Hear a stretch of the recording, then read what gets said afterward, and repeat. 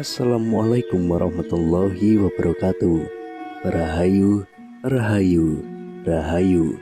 Kembali lagi di channel Nasihat Kehidupan Misteri. Pada video kali ini kami akan membahas tentang misteri Sabdo Palon Nage Genji. Tahun 2023 Indonesia harus waspada. Pasalnya ramalan Jayabaya mengungkap bahwa tahun 2023 adalah tahun datangnya Sabdo Palon Nage Genji. Sabdo Palon Nage Genji ini diyakini sebagai tanda akan terjadinya kekacauan atau bencana alam yang akan terjadi di berbagai daerah.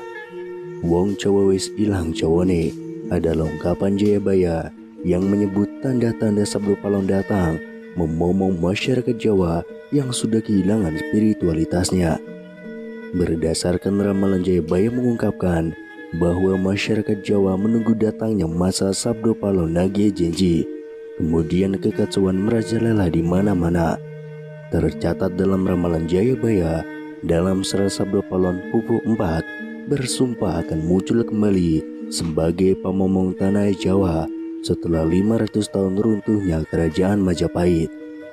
Apabila dihitung 500 tahun dari kerajaan Majapahit runtuh pada tahun 1478, maka ramalan datangnya masa Sabdo Palon Nage Genji jatuh pada tahun 2020 hingga tahun 2023. Pertanda meletusnya gunung berapi yang dijelaskan dalam Pupuh 5 dalam Serat Sabdo Palon yang berbunyi, Kulon Damel Pratondo, Pratondo tembayang mamiar di Merapi yang jeblok mili lahar, lindu peng pitu setino kaline banjir bandang, yang artinya saya akan membuat pertanda sebagai janji teguh saya apabila Merapi sudah meletus, mengeluarkan lahar, dan terjadi gempa bumi 7 kali dalam sehari, serta banjir bandang akan datang.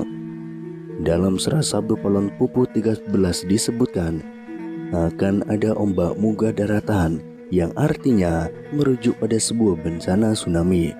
Berdasarkan Pupuh 11 dalam Serat Sabdo Palon disebutkan, panggeblo ingkang pinanggung lelorong ombro-ombro enjang sugeng sonten praloyo, yang artinya akan datang wabah mengerikan merajalela di mana-mana. Paginya orang-orang masih hidup, sorenya banyak yang mati.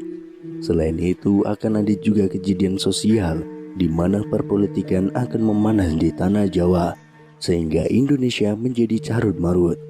Hal tersebut lantaran adanya egosentrisme dan eksploitasi yang semakin parah. Disebutkan juga oleh Sabdo Palon bahwa moral masyarakat Jawa banyak yang rusak. Dalam ramalan jangka Jayabaya bahwa masa Sabdo Palon Nage Genji ini akan terus menimbulkan kejadian alam dan sosial yang bakal terjadi secara terus-menerus hingga tahun 2056 berdasarkan hitungan waktu yang sudah diperkirakan. Tidak hanya tentang wilayah Pulau Jawa yang disebutkan oleh Sabdo Palon dalam ramalan jangka Jayabaya, tapi masa Sabdo Palon meliputi satu Nusantara atau satu Indonesia. Itu artinya dari Sabang sampai Merauke diramalkan sama-sama akan mengalami kejadian bencana alam dan sosial yang sama. Datangnya rentetan peristiwa tersebut akan terjadi secara beruntun atau silih berganti dan tidak menentu. Perlu diketahui, Sabdo Palon merupakan tokoh legendaris, pandita, nasihat kerajaan Majapahit, penguasa terakhir yang beragama Buddha dari kerajaan Majapahit di Pulau Jawa. Beberapa ramalan Jayabaya terbukti pada beberapa dekade terakhir.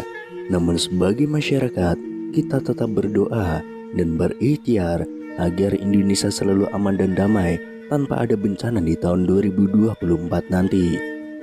Sabdo Palon Nage Genji ini berawal saat Pulau Jawa dikenal angker pada zaman dahulu, hingga Syekh Subakir yang diutus untuk menyebarkan agama Islam harus menghadapi tantangan hingga membuat perjanjian Sabdo Palon dengan roh halus penguasa wilayah yakni Ki Semar Badranaya.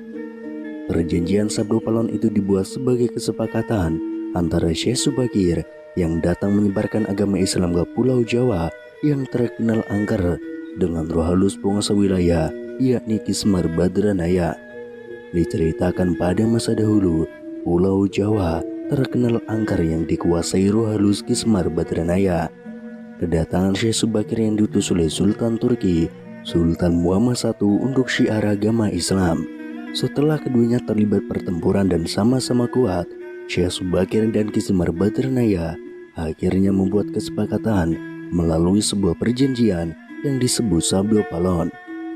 Namun kedatangan Syekh Subakir dalam melakukan syiar Islam di Pulau Jawa saat itu harus mendapat rintangan hingga harus membuat perjanjian dengan Ki Semar Badranaya sebagai roh halus sebagai danyang atau penguasa wilayah tanah Jawa.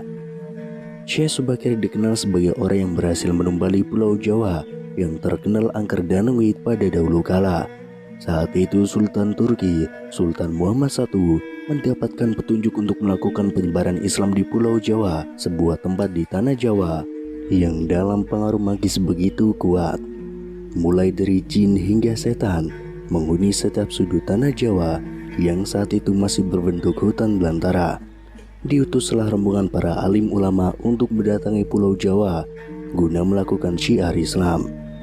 Namun alangkah terkejutnya Sultan Muhammad I karena hampir seluruh rombongan tersebut tewas akibat perbuatan para lelembut penduduk tanah Jawa yang tidak mau menerima ajaran Islam.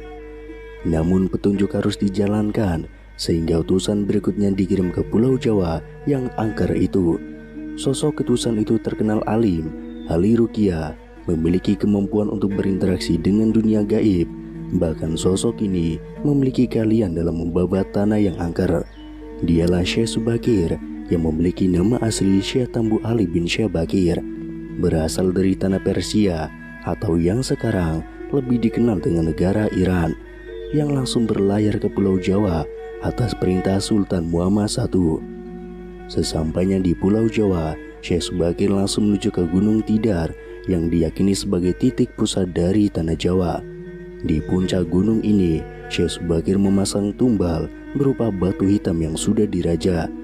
Batu tersebut dikenal dengan nama Aji Kala Cakra untuk menetralisir daya magis negatif dari bangsa jin. Selama 3 hari 3 malam, batu tersebut mengeluarkan hawa yang sangat panas hingga para lelembut terpaksa menyingkir ke Laut Selatan Jawa. Kejadian itu kemudian sampai mengusik ketenangan Ki Semar Badranaya, sang danyang tanah Jawa yang selama ribuan tahun khusyuk bertapa. Pertempuran pun akhirnya tidak terhindarkan antara Syekh Subakir dengan Ki Semar Badranaya selama 40 hari 40 malam.